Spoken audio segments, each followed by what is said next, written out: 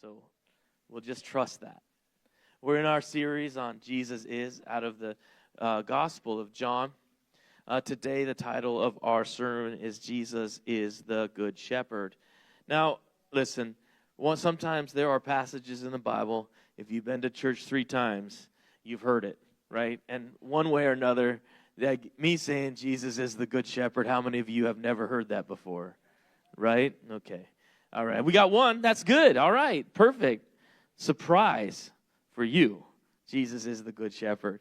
All right. So, but what's really good about this is like as Christians, I think we become experts. We've become sheep experts. If you've been around church long enough, you all know who sheep are and what sheep do and what they don't do and all these other things. We have all these opinions of sheep now. So today, I just want to I don't think there's anything groundbreaking here, but I think there is something for us to just lay hold of today. Because Jesus is the Good Shepherd, and that is very good news if you will hear it. So let's start at John chapter 10. We're going to just kind of go piece by piece today. We won't read the whole thing to start. We're going to read 1 through 6 to start. Truly, truly, I say to you, and this is Jesus speaking, the one who does not enter by the door into the fold of the sheep, but climbs up some other way, he is a thief and a robber. But the one who enters by the door is a shepherd of the sheep. To him the doorkeeper opens, and the sheep listen to his voice. He calls his own sheep by name and leads them out. When he puts all his own sheep outside, he goes ahead of them, and the sheep follow him because they know his voice. However, a stranger they simply will not follow, but will flee from him because they do not know the voice of strangers. Jesus told them this figure of speech, but they did not understand what the things which he was saying to them meant. Now, I'm going to stop right there because I just want you to understand, even as you're reading this and it says they did not understand the things which he was saying to them meant, it means they didn't really want to. Okay, because this is not an unfamiliar kind of comparison that he's making. It's not new to them.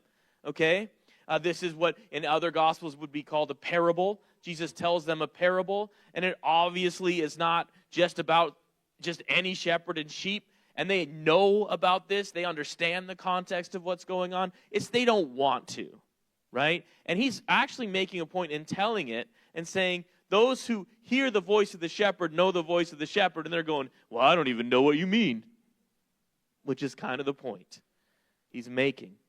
But I just want us to kind of get an idea, first of all, if you were sitting here and hearing this, what you would know about sheep and what you would know about shepherds, just so that we understand it and we're all on the same page. One of the things that I find very fascinating, and I didn't know this until this week, actually, there's often times that, and I knew this part, that shepherds would take their flocks together with other shepherds to create a safer space so you can get them all into one sheep pen. But they're not all the same flock. Let's say 4 shepherds bring their sheep in. You know that in the morning, they go and they actually call their sheep by name and only their sheep come out of that fold? Did you know that? So they can put them all in with all these other sheep, but if they go and they call their name and they hear their voice, those sheep will come out. That's crazy to me, right? Now, if I go and I say their name, those sheep don't come out. They only come out when they hear their name by their shepherd. Isn't that something? And so that's when Jesus says he calls his own sheep by name and leads them out, that's what he's saying. Like, he comes up, he calls them out, boom, there we go. Now, I sometimes jump ahead of myself here, right? We're just supposed to be talking about what sheep and shepherds are. Sometimes I slip up and I say Jesus. But yeah, I already gave it away. I already gave it the lead away when I said Jesus is the Good Shepherd. But what are shepherds about? Why do sheep need shepherds? Let's put it that way. One is protection, right? They need protection. Okay, because without a shepherd to guard them, wild animals can get to them. All these sorts of things. And shepherds are fierce, right? They have a rod, they have a staff. David talks about the slingshot, right? Nowadays they've got more powerful weapons, but whatever it may be, right? They're there to protect the sheep from anything that would harm them. Next, sheep need a shepherd for guidance. They lead sheep to safe grazing spaces, areas and water sources. They use the staff and the rod to lead, to guide them, to discipline them. They need a shepherd for that guidance. They need a shepherd for provision and for care. Okay? They make sure that the herd survives, that they find food, that they get water, they treat their injuries. Okay? and they go and they find lost ones. And then finally is this piece, and this is a really important piece. The shepherd lives with the flock. It's a lifestyle. Often harsh conditions, they don't abandon that flock. It can be a very lonely and challenging job to be a shepherd of sheep. Right? Because even though you're not one, you live with them all the time. And what we have to be hearing underneath all of this is that Jesus is always with the sheep. He knows their name. And they follow him and listen to him only. This is a picture he's starting to paint. Now, without a shepherd, what happens to these sheep?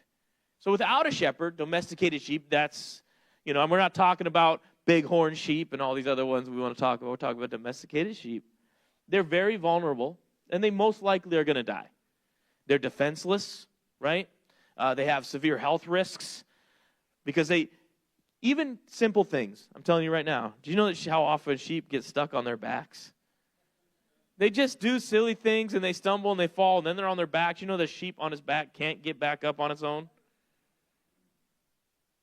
Just going around its normal, ordinary day, took the wrong step, on its back, dead.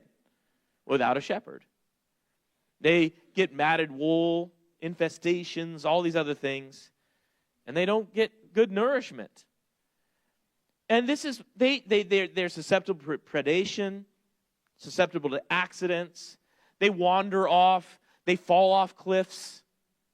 I watched a video one time of a bunch of sheep, and one sheep fell into the hole, and the rest of them just followed, kept falling into the hole.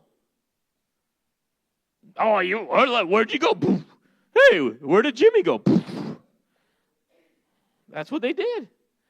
They have the physical overgrowth. Sheep are meant to be shorn. When they don't have their wool taken off, it actually collects all these things. They need to be cleaned, sheared, right? Otherwise, it all becomes very heavy. I don't know if you're hearing overtones of sin and guilt. Without a shepherd, they get diseases and parasites, maggots, foot rot. Yeah. Ugh. And they suffer from a helplessness that's palpable. They panic. They panic because they know they're not safe. And they struggle to survive. And so when we look at this, even through verse 1, Jesus starts by telling us something. He's saying that a shepherd, that sheep need a shepherd. And that if it's not the shepherd that's leading them, if it's not the sheep that have been brought in by God, it's dangerous. If it doesn't come through Jesus, let's put it that way, it's dangerous. In order for people, that the shepherd is all about protection, guidance, provision and care, safety from predators, freeing people from the bondages and the weights that they have, and the only way that they can live a purposed life of divine direction. This is the thing. It's not just that the people that heard this knew this about shepherds and sheep. There's a deeper principle here you need to understand, and Jesus is starting to tap into it. Starting all the way back in Ezekiel 34, and we're going to come to that in a moment. The ideal king of Israel is pictured most oftentimes as a shepherd. Looking at this intimate contact between shepherd and sheep, this is the way they preferred to talk about kingship. And Jesus, even from the beginning, is posing a question. How will you know when the true king, the real appointed one, the Messiah is coming? Well, he's going to be that shepherd you've been waiting for. So when they don't understand him, Jesus goes on to say in John 10:7-10, Jesus said to them again, "Truly, truly, I say to you, I am the door of the sheep." So now he's like, okay, you don't know what I'm talking about. I'm the shepherd. I'm the door of the sheep.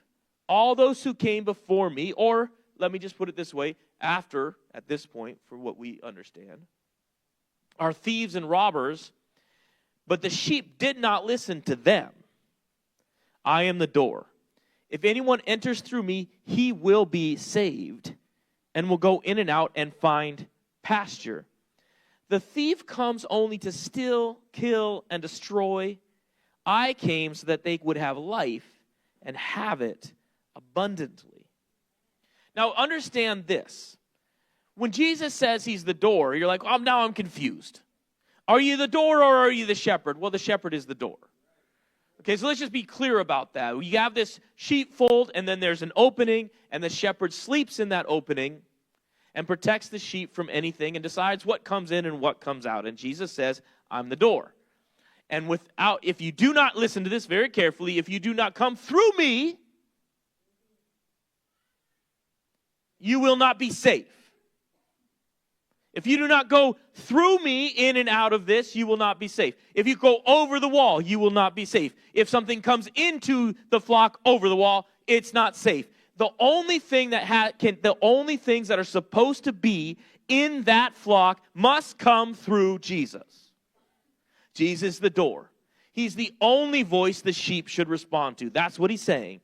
It is only through him and following him that sheep can navigate the world safely.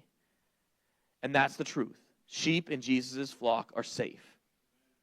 He is always with them. They have, can I say it again, protection, guidance, provision and care, safety from predators, or can we say the enemy. They're free from the bondage of sin. I know I'm starting to get a little bit further into this comparison now, but Jesus started it. And they have a purposed life of divine direction. See, these are the things people are seeking even when they don't know that they're seeking them. But any voice, any guidance, brothers and sisters, any guidance outside of Jesus is sourced in evil and leads to loss. That's what he says. N.T. Wright says that with the emphasis in these verses is on the safety and the fulfilled life of the sheep. So when we hear fulfilled life, what does that mean? Well, would your life not feel pretty good if you knew you were safe, if you knew where you were going, if you had provision and care, if you were safe from predators and from the enemy, if you were free from the bondage of sin, and you had a purposed life of divine direction? Would it not feel like a pretty fulfilled life? So he says the emphasis on the safety and on the fulfilled life of the sheep is what these verses are about. He says the shepherd has no business looking after his own interests. His priority are the sheep. Find a king like that, and you've found the Lord's anointed. I love that. I love the way he put that. So Jesus goes on, and he deepens this whole thing. In John 10, 11 through 18, he says, I am the good shepherd, and the good shepherd lays down his life for the sheep.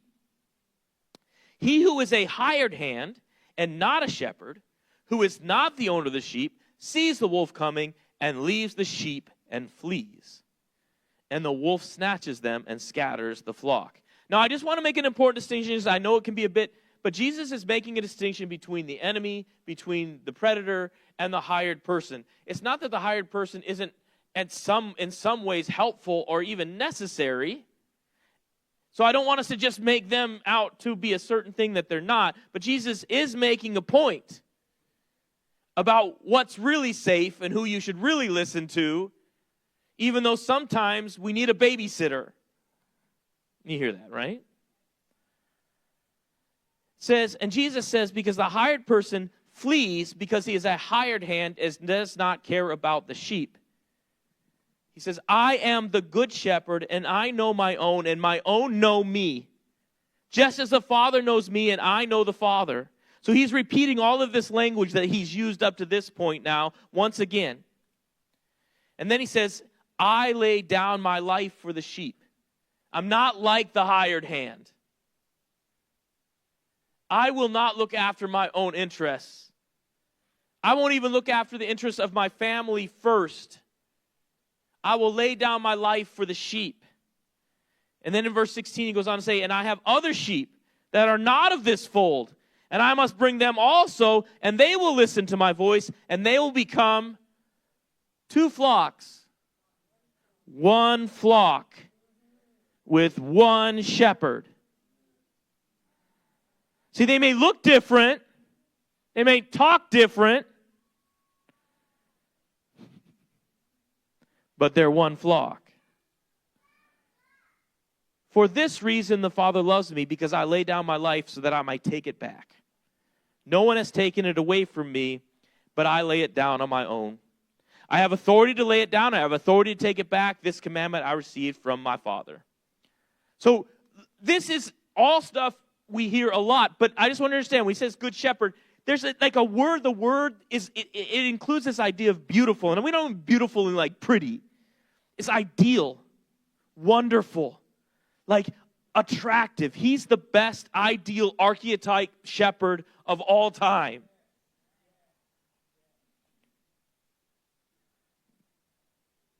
And the definition, the truest definition of that good, beautiful, attractive, best of the best is that he isn't in it for his own gain. See, when the sheep are facing danger, the good shepherd will go to meet it, and if necessary, he will take on the enemy, and he will suffer the fate that the sheep deserved for their wandering in place of them.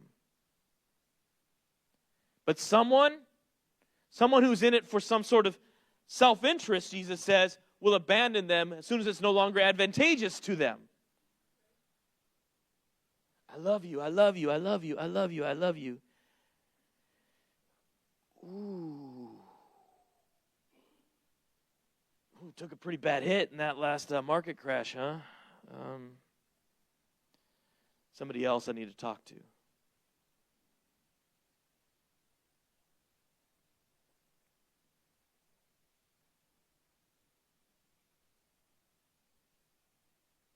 There is this need for us to understand, brothers and sisters, that the love of Jesus is different than anything in this world. And it's interesting, he put some things in here that seem to just almost be throwaway. They sound beautiful, and we love to hear them a little bit, but there's some big things happening here. He says, there are sheep that are not of this fold. I must bring them also, and they will listen to my voice, and they will become one flock with one shepherd. You know, like I said before, they may look different, they may baw different. And Jesus doesn't say they can't baw different or look different. What he says is that the thing that identifies his flock is that they're the ones that know his voice and follow him. They are one flock, one people with one good shepherd, which he is saying right now, because when people hear him speak these terms and they start to go, oh, this is a parable, and they go, oh, they're talking about enemies, they're talking about Romans and Gentiles and all these other problems that we have as Israelites. And Jesus is saying to them very clearly, even in the way he's saying, the Gentiles are no longer the enemy. They are sheep who have not yet been brought into the sheepfold. The great enemy is sin and death, not the Romans. So Jesus will choose what only he could, what only he would. He lays down his life by choice to defeat the greatest enemy of all time of humanity, sin and death. He will do this to save all those who follow him and know his voice. He will lay down his life for the sheep, and it will be given back to him to lead them for eternity. Jesus is the good shepherd. I'm going to skip a couple verses and pick back up at John 10:22. And it says, at the time the Feast of Dedication took place in Jerusalem, it was winter, and Jesus was walking in the temple area in the portico of Solomon. Anybody know what the Feast of Dedication is? If you do, you get total extra credit. What? Did you cheat by looking at footnotes in your Bible? Oh, Ty said it's Hanukkah, and he's right, and I heard it from over here as well. Okay, now what is Hanukkah? What's Hanukkah about? Anybody know what that is? Anybody know the hero of Hanukkah? It's a really cool name. Judas Maccabeus. I hear it kind of being rumbled around, right? All right, so year's 167, all right, BC, all right? And there's a guy, he's Antiochus Epiphanes, all right? He's the great desecrator of the temple, and what he does is he basically comes and brings idol and worship and sacrifice into the temple of God and desecrates the entire temple. And then Judas Maccabeus leads this great revolt, and they get him out of there, they kick him out, and they reestablish and they rededicate the temple. And this is where Hanukkah comes from. They were out of oil, and for 8 nights God kept the lamps burning without oil. And that's the 8 nights of Hanukkah. So when you go, okay, well, we don't celebrate, you don't understand, Hanukkah is a miracle and a move of God, and that is an actual thing that has happened, all right? All right? And out of this, Judas and his family became like the new kings, essentially, of the Israeli people, of the Jewish people, because of that liberation that they did. And it was the first time they'd really had kingship again, for such a long time. And though he wasn't in the line of David, it was like they had a Jewish king again, and there was this rebirth for a moment. And then when the Romans came in, they actually made Herod king. It was a totally different line altogether, and they lost that hope. So there was some hope in all of that. So every time they gather together for this, I just want you to hear that. There's this piece of this going on in their head, this longing for this dynasty, this longing for this king, this longing for this good shepherd. And Jesus doesn't miss it. You know what I mean? He's right here speaking into it. I wrote this down. I got this from some. Every time the Jewish people celebrated Hanukkah, they not only thought about God and liberation, they not only thanked God for having the temple back again, they also thought about kings. And here is Jesus walking in the temple during the festival of Hanukkah, talking about the good shepherd, the real shepherd, the king who would come and show all the others up as a bunch of thieves and brigands.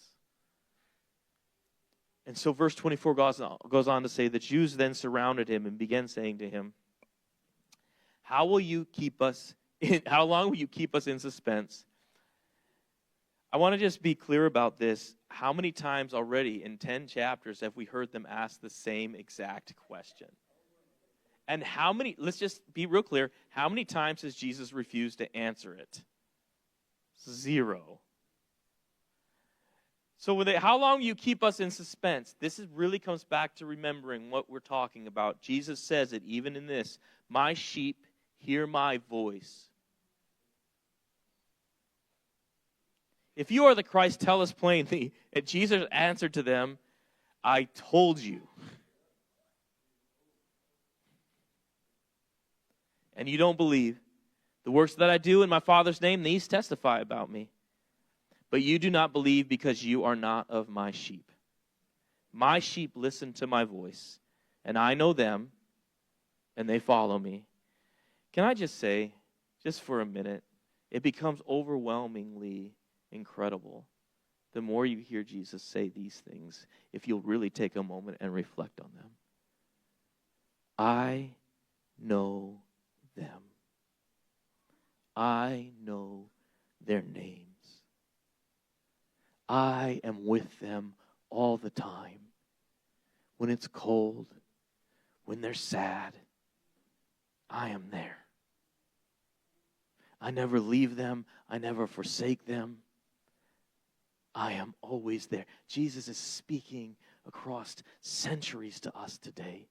I know your name. You are not alone.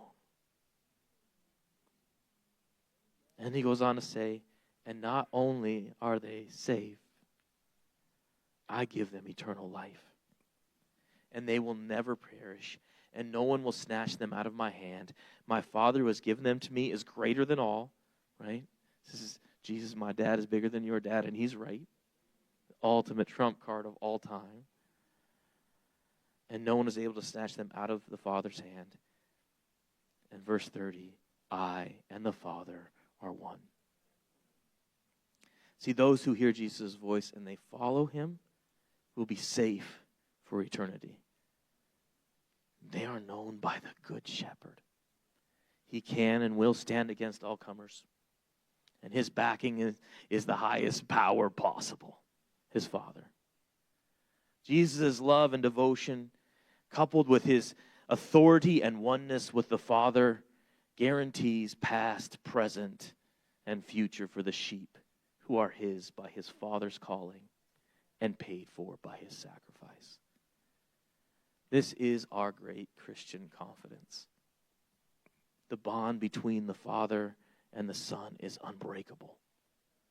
The Son's sacrifice is sufficient to redeem the sheep, and the greatest power in the universe holds the flock, Father and Son, hand in hand. And like I said before, behind all of this, all through this stuff that Jesus is saying, is the ancient prophecy of Ezekiel 34. See, it starts by saying that God is the true shepherd, the Father. Then it proceeds to say that David, and now looking at it, knowing it, the Messiah will be the true shepherd with God over all. Then it returns to kind of claiming that the sheep are God's. And so there's this part of where you go, which is it? Who's the good shepherd? It's not clear. It just points to an earth-changing reality for the sheep in the future. And the answer isn't found until right here in the words of Jesus. The shepherd and God are one, over one flock that cannot be taken from them.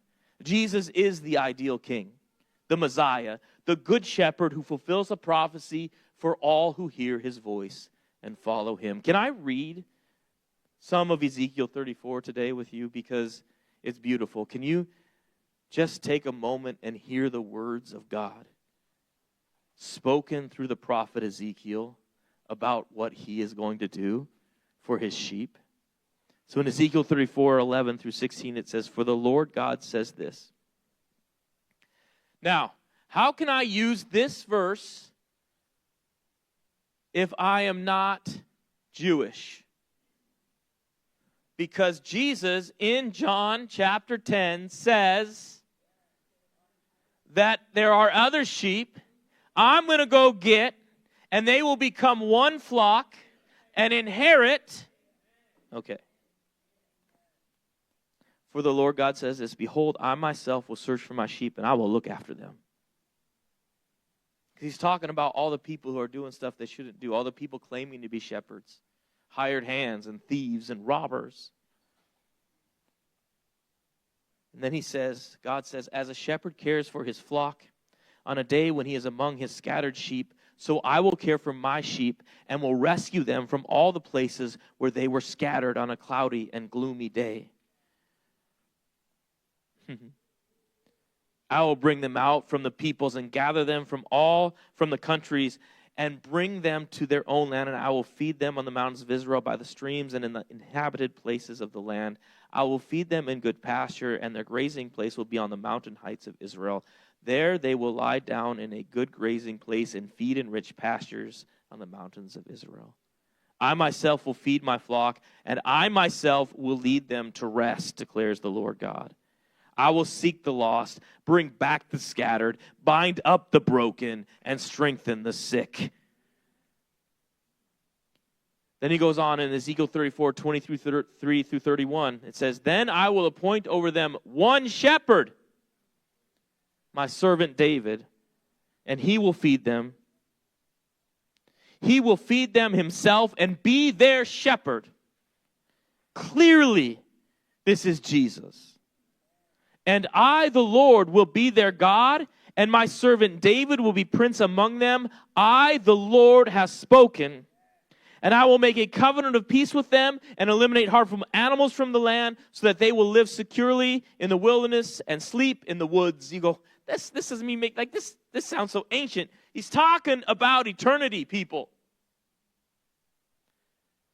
"I will make them and the places around my hill a blessing, and I will make showers fall in their season, and they will be showers of blessing. Also the tree of the field will yield its fruit, and the earth will yield its produce, and they will be secure on their land. Then they will know that I am the Lord, when I have broken the bars of their yoke and have saved them from the hand of those who enslaved them. This is salvation. This is the shattering of sin and death. They will no longer be plundered to the nations, and the animals of the earth will not devour them, but they will live securely, and no one will make them afraid. I will establish for them a renowned planting place, and they will not again be victims of famine in the land, and they will not endure the insults of the nations anymore. Then they will know that I, the Lord their God, am with them, and that they, the house of Israel, are my people, declares the Lord God. As for you, my sheep, the sheep of my pasture, you are mankind. You are mankind. See, the promise comes through Israel, but it's for all who will hear his voice. So what does this mean for us? Well, this is what I feel like I was supposed to come and say today. First and foremost, brothers and sisters, we have to acknowledge we are sheep. Listen, I know, we don't like the idea of being a little dumb. We don't like the idea of needing help. We don't like the idea of not being strong and self-sufficient. We don't like the idea. We don't like that idea until we fall into a hole and realize, oh, I'm a dummy. More than that, brothers and sisters, sheep are always seeking out a shepherd. Whether you're doing it consciously or unconsciously, you have to understand you are always listening for a voice to lead you. We have to accept the fact that we are sheep. We are not self-sufficient, all-knowing. Everything you know, you learn from something or someone.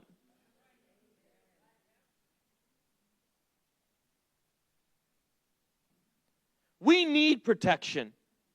We need guidance. We need provision and care. We need safety. We need freedom from the bondage of sin. We need to have a purposed life of divine direction. We need those things, and we seek them out even when we don't think that's what we're seeking out. We are followers, and we are all following someone or something. We are all being led. Listen, and just so we're clear about this, our experience and our gut are not going to get us through. Don't trust your gut. Like I said, your gut gets you to the cliff.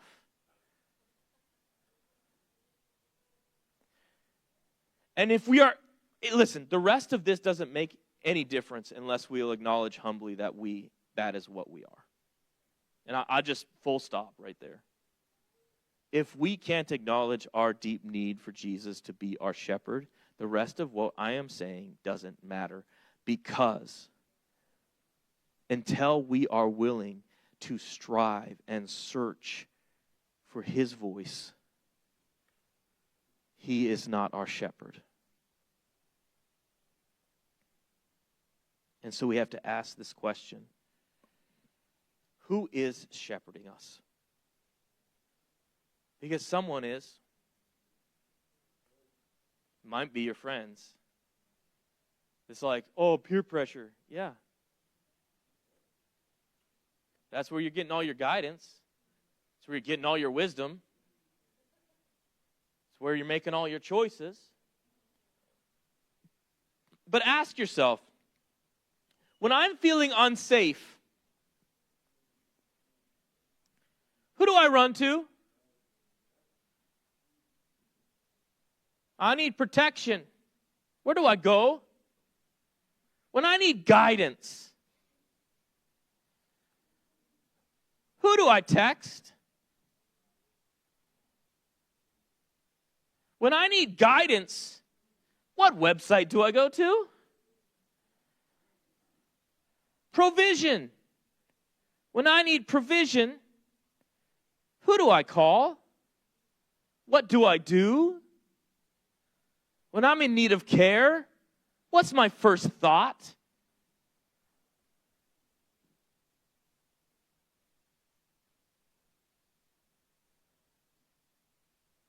With all of my relationships, who am I sharing my life with the most? Who has the most access to my life, to my ear, to my mind? And I want us to look at two things why that makes this so important.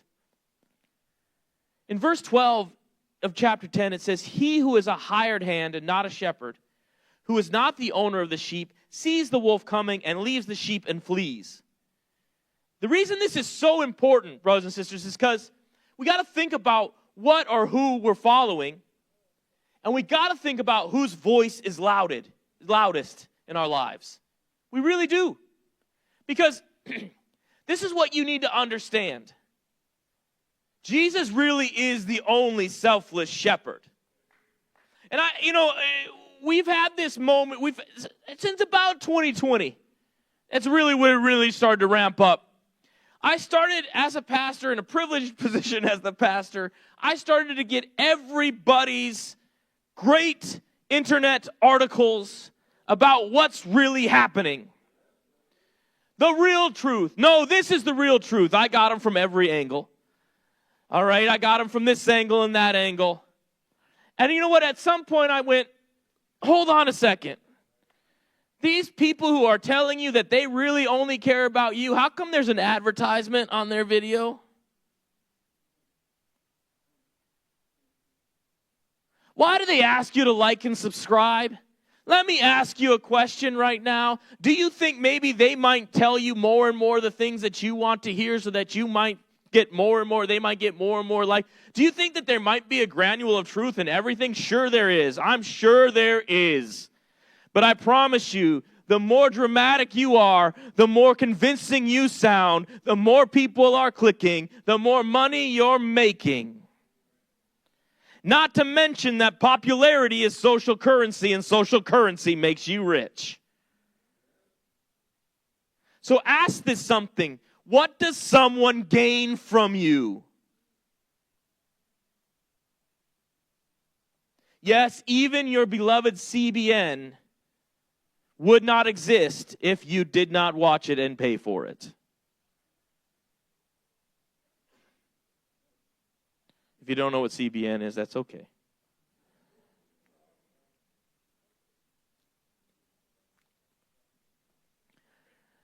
The next thing we have to do when we hear this, you have to understand why it is that we get attracted to these things.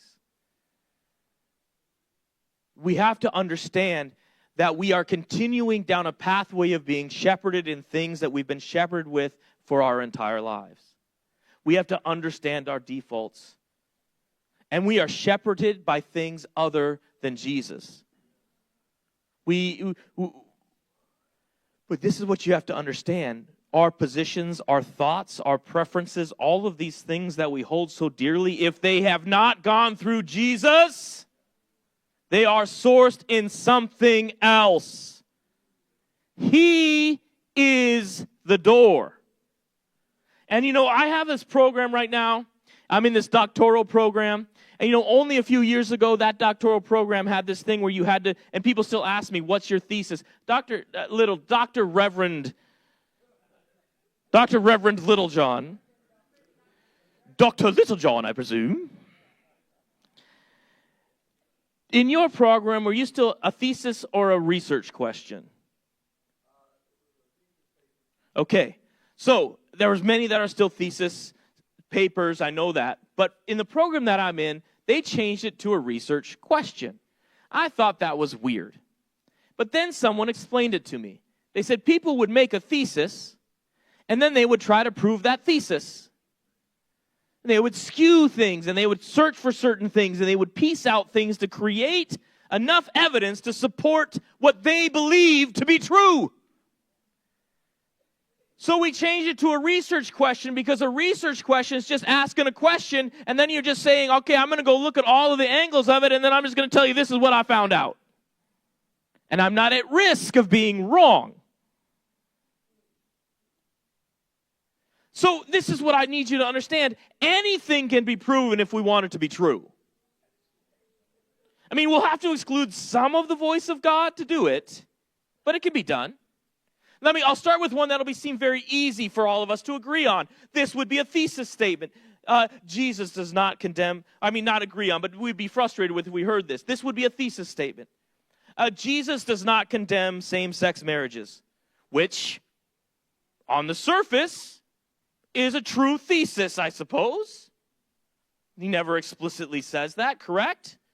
But that's a thesis statement. And if that's my thesis statement, I can piece together enough evidence to support it and hold to it and believe that I'm right. But what does the whole Bible say about marriage? That's a research question. It's not determining what is I want it to be first. It's saying I will go research what God says, what the voice of Jesus is. How about this thesis statement? Women cannot pastor. But what does the whole Bible say about women leading God's people? That's a research question. That's saying I will not be bound to what I've been taught and shepherded by people. I will research God's voice. How about this in this very important month where we take a moment to recognize that God speaks through and works through all people who are part of one flock? How about this thesis that was only we're talking 2 generations, 3 generations old? The Bible gives instructions to slaves and slave owners, so it's okay to have slaves. That's my thesis. I believe it. I want it to be true. I can prove it biblically as long as I erase the rest of it. Unless my wife submits to me, I cannot have a good marriage. Thesis.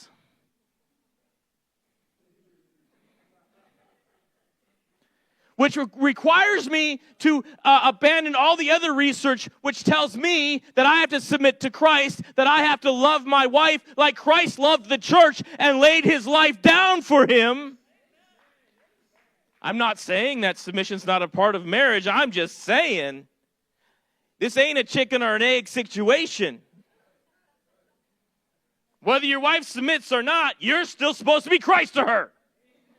That's a research question. How about all of the current ones? Israel's God's chosen people. Israel's not God's chosen people. How about all of these things? If Israel God's chosen people, then Christians must support them, or you're on the wrong side of God. That's a thesis. And if you have that thesis, you can biblically prove it by erasing other things that God says in his word. It's oftentimes not nearly as simple as our thesis statements. And we have plenty of them. A Christian can't be a Democrat, a liberal, a Republican, etc. Thesis, thesis, thesis, thesis, thesis. Brothers and sisters, we are following the voices of our culture. We're following the voice of our defaults. We're following the voices of our traditions. We're following the voices of our preferences and various other hired hands. We must be researchers who force everything to go through the door of Jesus before we take one step in the direction of those voices. And by the way, you pass on information that hasn't gone through Jesus, you are leading sheep astray. Be careful what you share and forward and like. We have to be humble. We have to be humble enough to know we are sheep. Listen, we are not smart enough on our own to determine who are thieves and robbers. We are not smart enough on our own to determine the legitimate hired hands and shepherds of God and those who are not. We need the good shepherd because he alone guarantees protection, guidance, provision and care, safety from the enemy, a life free from the bondage of sin and guilt. And he alone can give us a purposed life of divine direction. Know his voice. Forsake and forget all others. Brothers and sisters, read the word, listen to his voice, and follow